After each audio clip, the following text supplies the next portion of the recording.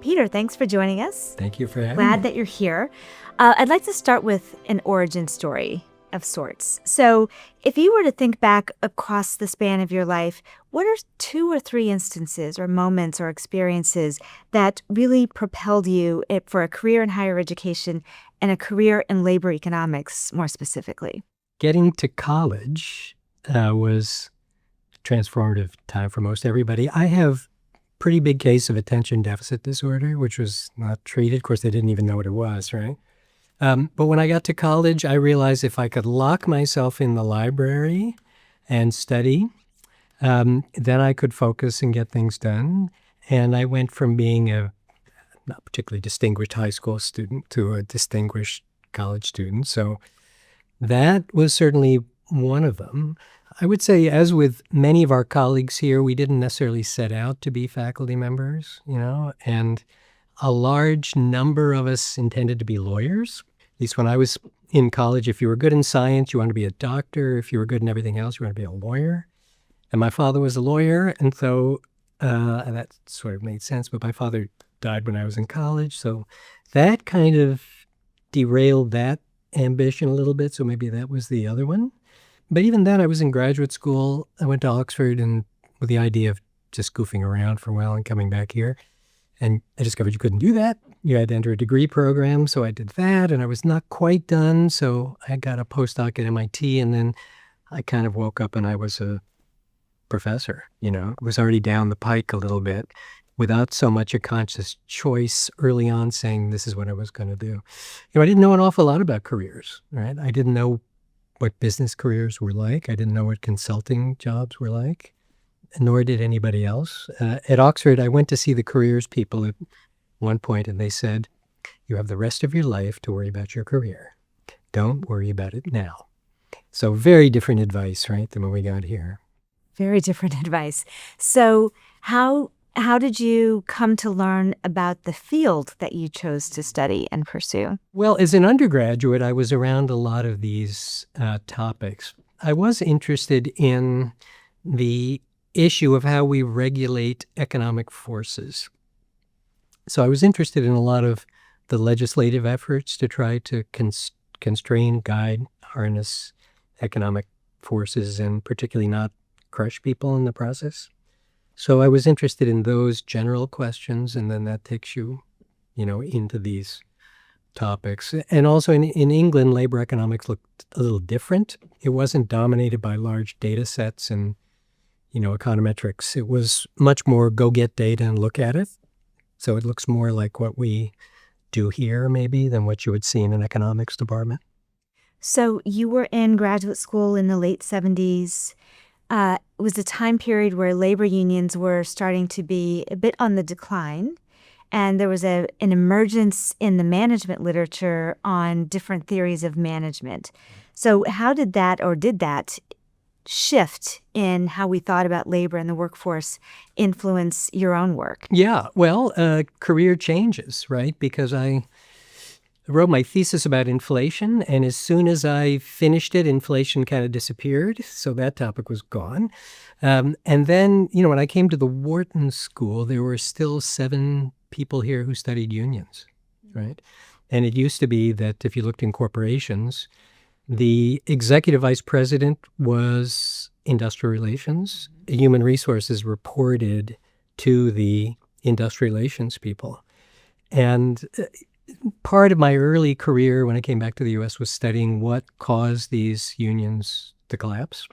And it wasn't just global economic pressures. It was a sort of concerted effort by employers who had sort of decided that the old bargain that you just should accept unions and strikes and, not try to fight them, they didn't buy that any longer. So it was a shift in values, I think, that led companies to take off the gloves, as it were, and started to take the unions apart, So that started in 1981, which was with the recession. There was, at the time, the worst recession since the Great Depression.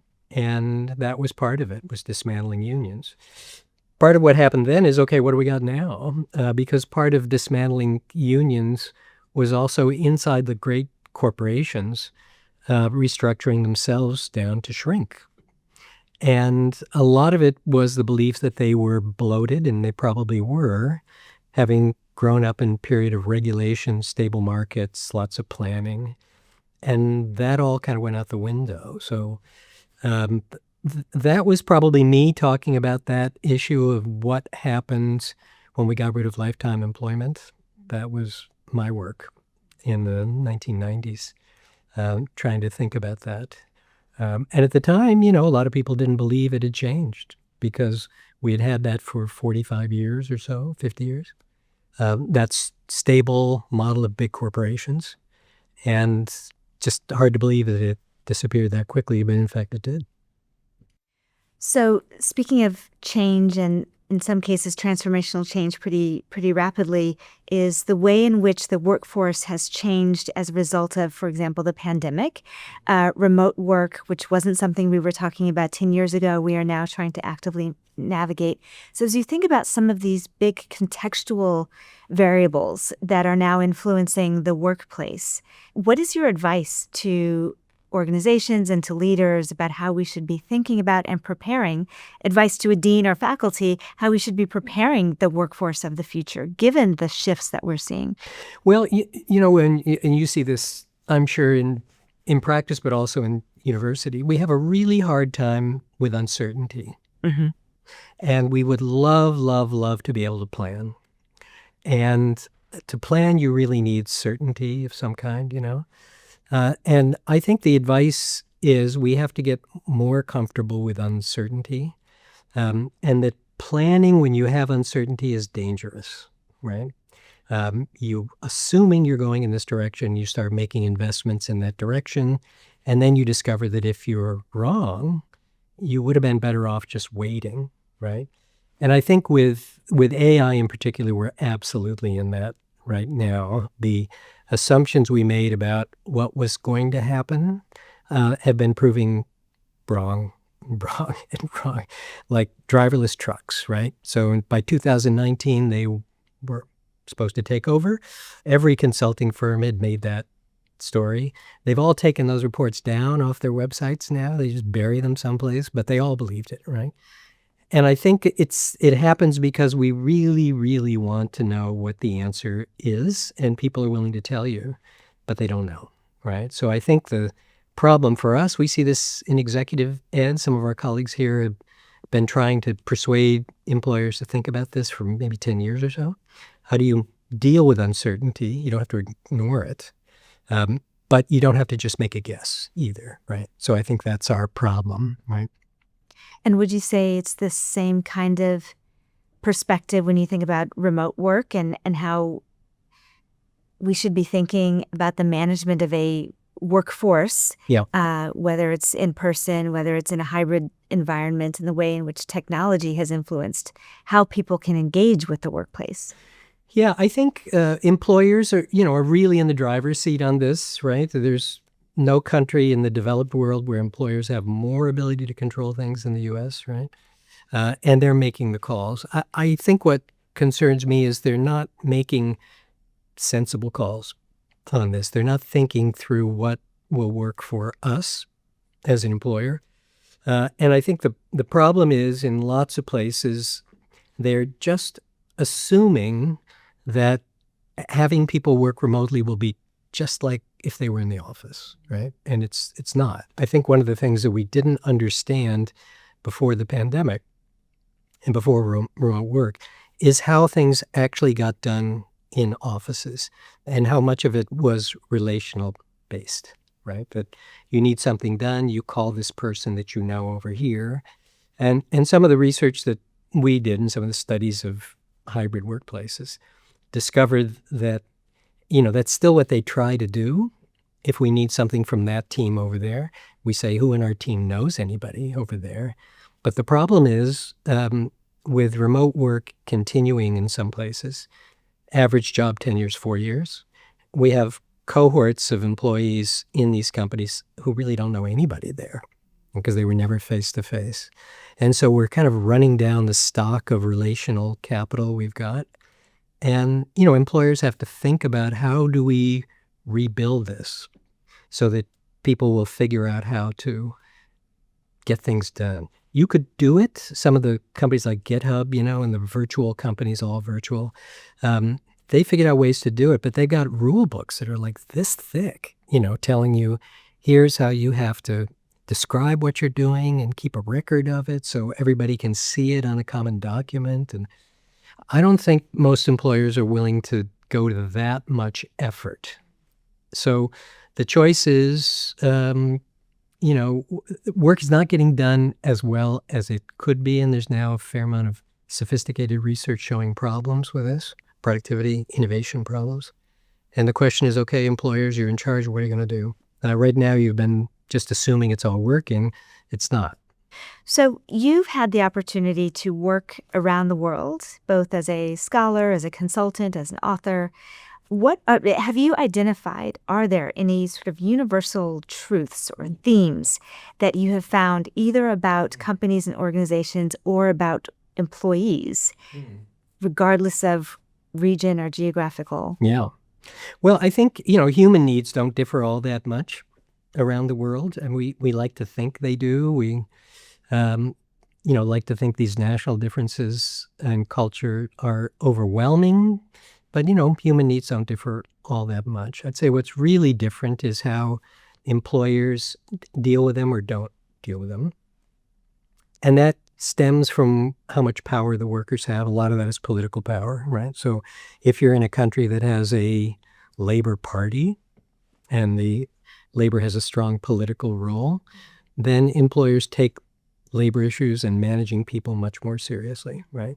And if you don't, they don't think to go in that direction, and despite, for example, in the U.S., the sort of 30-year run of research all showing that this really matters and pays off, it doesn't always align with people's guts who are in power, and so they go with their gut, So I'd say that's the big difference is people's motivations, needs, and things don't differ that much.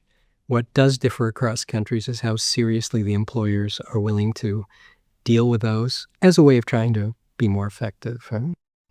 So as you think about a lifespan of work and investigation into organizations and employees, is there one thing that you have seen time and time again that companies just get wrong? Yeah, I think in U.S. companies anyway, I think now anyway, so in the last 15 years, they are just underinvesting, not just in employees and training and development, but they're underinvesting in management. And we're seeing this right now almost as we speak, companies trying to take layers of management out. It sounds like a reasonable thing, except what you're doing then is you're really expanding the spans of control. So one supervisor has 20 people, right? And you just can't keep track of what's going on with those people, even in their work. How are they doing in their jobs? And we're trying to make the supervisors individual contributors as well as supervising all these people, right? So I think we are systematically, particularly in public companies, underinvesting. Training is largely disappearing, So a third of U.S. managers say they never had any training in management before becoming a manager. So I think that's the big thing, which we're seeing systematically in the U.S. A lot of ideas from the U.S. translate around the world, maybe through multinational companies, but you're starting to see some other countries, UK, the Commonwealth countries especially, following the U.S. path on some of these things, which is not always great. But not all countries are. Like India, for example, never copied the U.S. They were closer to copying Japan than the U.S., and it's a country that takes managing people very seriously. And they've got enormous challenges, right? They don't have education systems that are near at the scale that they need. They have diversity issues that absolutely swamp what we see here, religion, caste, nationality, language. And so they have to take them seriously. Right? Yeah. So I'm curious about this notion of management and the underinvestment of management. So Wharton obviously is a premier business school where we teach management. Are we teaching it the right way? Are there things that we should be including in our syllabi and in the curricula that we are not including, or things that are outdated that we're doing? What would your advice be? Yeah, so funny story about this. We have a case that we teach on purpose every year. We've been teaching it for a long time. And it's a case about an investment bank and about the associates, junior people in investment banks, and they're often in bullpens in the middle of the building, and the managers are around the outside with window suites, and the people in the middle get these tasks sort of dropped on them at the last minute. They don't know what's going on. They're working crazy hours. And then we ask people in the room, does this look like what you've been doing? And they say, yeah. And then we tell them the case was written in 1973, right? So we've had generations of managers go through, right? And they go off to Wall Street. They know this is crazy, and yet for some reason it persists. And I think part of the problem, which we don't quite understand, I think sometimes, is how much our students, when they come to us, have already got very strong ideas about things. And there are things they pay attention to and things that they don't. And they pick those up from what's going on in the business community around them by the time when they get here, right? And it's hard to get them off of those things, right? So I don't think we're teaching the wrong things. I don't think that's right. Getting their attention is another problem. Well, increasingly now we are officially in the age of having a digital native generation entering the workforce, right. And the ability to maintain focus and attention is hard. Whole other issue. So you have spent a number of years also focused on women and women's issues in the workplace. What can you share with us about what drove that interest for you? Well, I think I wrote about a lot of groups that were sort of disadvantaged in the workplace a little bit. Maybe before we get to women, one that I think I really had some influence turned out in a small way that's really mattered, was the world of people with disabilities, and with the Office of Disability Employment in the Department of Labor. And they were persuaded that the problem they had with employers was not being able to show the ROI on hiring disabled workers. And I pointed out to the people, in the department and elsewhere, think about the struggles that women had getting into the workforce and then getting up into leadership positions. Do you think any of that had to do with ROI problems? You think the problem was they couldn't show an ROI as to why you should hire minorities? No, it wasn't either. Well, so why do you think that's what's going on here? The problem with disability is that people are uncomfortable around those who have disabilities because they feel, if this happened to me, I would feel terrible if I lost a limb. And they assume the people they're talking to who have disabilities feel like that. And they don't, right? Somebody who's lost a limb lost it 20 years ago, right? They're over it. They're dealing with it. They're fine, right? So don't assume that, they're miserable, right, because of that. That's the problem. It wasn't nothing to do with ROI, right? I think with respect to women, I think, it's similar kinds of issues. It had nothing to do with ROI, right? It just had to do with discrimination in various kinds of forms. One of the things that we were showing actually was about some of the progress that women have made in the managerial and executive ranks, right? And that there were at least some moments where employers were giving women a push to try to advance them faster than you might otherwise expect, right? So that was kind of encouraging, and it does show that you could make it happen faster if you wanted, right? It wasn't really pipeline problems or other things, right? So I want to ask a more personal question, because I think your previous answer surfaced this. Early in your career, you were diagnosed with chronic fatigue syndrome. So I don't know if that's considered a disability of sorts, but it's certainly something that you needed to navigate as a professional. And I'm wondering how you did that, and what influence that may have had in your thinking about some of the research that you've pursued in this regard. Yeah, it's a quirky illness, and some people get over it reasonably quickly. For me, it was 20 years, which was not fun. Somerset Maugham, the novelist, right, began his career as a doctor, and he said, observing patients, that there was really no benefit to being sick. You didn't get stronger. Suffering didn't make you better. There was really nothing useful to it. I think in terms of what I learned was things that everybody who's successful knows, and that is if you actually take time off to get better, you will pay a price for that, right? You'll pay a price in opportunities that you're going to be passed over because of that. And Are you saying that as a perception or as a no, reality? that's the reality, I think, right? And so I can think about my own experience here, for example, when I sort of first had this. And I had the opportunity to work for the Secretary of Labor because she was a WEMBA student, Anne McLaughlin. Then. And that's going to be in addition to all your other work. You're going to do that or not? Well, I did it.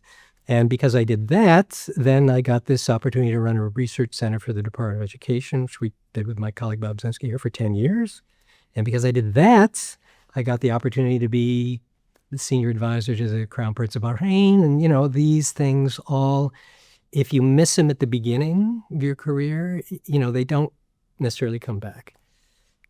I think it probably cost me a lot in terms of how long it took to get over this thing, So unfortunately, you do pay a price for these things, right? But it is, unfortunately, a really difficult Faustian choice, to make. I think I was fortunate in many ways. I didn't pay a career price much for this, really. But, you learn how to fake it, right? You learn how to cut out of the reception part of programs. You learn to come in the night before so you can get more sleep. You learn to go lay down between classes, and, you find ways to fake it, which are their own skill. And I think that is kind of how I got through it. I don't know that it had a profound effect on thinking about, these other research topics. I think I am more motivated maybe than many people by things that irritate me. Many people say they're motivated by things they love. But there are many things that I've written that really because I found them irritating. Like a book about older workers was, there's enormous discrimination against older workers based on assumptions about them, all of which are wrong. Like their job performance is worse. It's actually better. Absenteeism is actually better. Turnover is actually lower. There's all kinds of myths, right? So I think I've been motivated more by those things that, I just think were wrong and irritating. And I wanted to say it, I don't know if you give this advice to people too, but I tell them if they're interested in an academic career, do you feel that there's something you want to say? And do you feel better once you have said it? If you think that the goal here is to say it and then your phone will ring and stuff, doesn't happen, right? Very, very, very. Very rarely. So it ought to feel good to you to say it. And if it doesn't, you're probably in the wrong line of work. So let's talk about your time at Wharton. Okay. You've been here for how long? 40 years. 40 years. I told that to my undergraduate class, and they just started applauding. Like, look, he's still standing. Isn't that cute? He can move and everything, Yeah. So, 40 years. So you have seen a lot of things at this institution and just in the world. How have our students changed over those 40 years? I mean, mainly, I would say in good ways. Their academic abilities are better. One of the things that was quite clear is their writing got better. Their ability to write was much better. I think there was kind of the thing about students is that they are on the crest of whatever wave is happening in society, particularly with employers, right? So employers want to change direction. Easiest to do it by who you hire, right? And the job market is tight. You notice it most if you're at the entry level. The job market goes soft. You notice it most if you're trying to leave. So they get yanked around by the market and society more than people who are in their midlife, right? So I think in terms of the students, they haven't changed that much. The 1980s, the students were a little difficult because it was the peak of the finance wave and it was just heady. They were able to make so much money so quickly and unprecedented, right? And that just completely captured them. And they were not happy to be doing anything that wasn't showing them how to make money right now, and I'd like to get out of here, and start cashing in, right? But I'd say after that, they haven't changed that much, but the world around them changes. And as a result, whenever the labor market gets tight, we hear employers complaining that our students, are difficult and they have unrealistic expectations, and it happens, every 10 years or so. They don't change. I want to bring this to a close shortly, but I have two more questions. One of which is higher education is going through a very tumultuous period right now. And so as an organizational scholar, as someone who understands labor and labor markets and employee dynamics and all of those issues, how should we be thinking about the management of change through this period of tumult? Yeah. And what advice, what counsel would you have for leaders of higher education institutions? Yeah, so I think 3 points. One is just to remember that higher education in the U.S. is largely a public university story, right? 85% of students go to school in public universities. And the big thing that has changed there is that it used to be, so I began my career at University of Illinois, wasn't there long, but a couple of years. And Illinois largely loved the University of Illinois. And the view among people there was if your kid got in there, their career was set. And I think what has happened in the last 2 generations or so is we've so expanded higher education. And when you add an extra college graduate, you don't add an extra college job, right? And we've tended to add more capacity, frankly, at the lower end of the distribution in the sense of schools that have fewer resources, students who are not able to have residential experiences. It's just a different experience. And families discovered that their kids were graduating and could not get a college job, the kind that was going to give you a career. And that led to considerable dissatisfaction with the whole college experience, right? And the whole concern about whether it will pay off for people or not. So I think that's the big political change. I think the second issue is about management, something that you obviously see. So we used to run an executive ed program here for higher education. We had 100 colleges and universities go through it. And early on, they didn't understand that there were markets they were competing in with each other, but they got that pretty soon. The second thing they didn't understand was strategy, that you can't all, as a university, be Harvard or Penn. You can't all, as a college, be Amherst or Swarthmore, right? There were niches you had to figure out your strategies. They kind of got that. What they never quite got their hands around was that management mattered, that understanding how to manage change mattered, understanding how to deal with uncertainty really matters, and we're still struggling with that, right? And if you look at, as one of my colleagues in education said, if you really want to be a university president, be a class assistant, take one course in accounting, the path is set for you, right? But they're suspicious. The rest of higher ed is suspicious of business schools and management, right? So it doesn't get up there. I think the third point where we're in this year, in the last year or so, is that, we have to recognize that we have groups that really don't like us for reasons which might not be good. And traditionally we have laid back, and just let things pass. But if you let your opponents define you, then you really have a problem. And I think that's what's happening now. We were visiting a company, a colleague and I here, we're doing some research at. And one of the guys there, who was a very conservative guy, at the end of our program said, gee, you guys really surprised me. You're not weird. And I said, what do you mean? All politically correct and all this sort of stuff. And so what do you think goes on at universities? Like our campus, 3,000 faculty, half of them are in medical school. What do you think they're studying there? They're trying to save your life, And I think we've allowed them to define us, and we can't do that. We have to define ourselves to this broader community. We can't take it for granted anymore. Thank you for sharing that. Last question. Given all that you've learned in your career, what would be your biggest piece of advice for someone entering the workforce today? I think it ties back to things we were talking about earlier, and that is you can tell pretty quickly from an employer whether they think that their employees are an asset or a liability, right?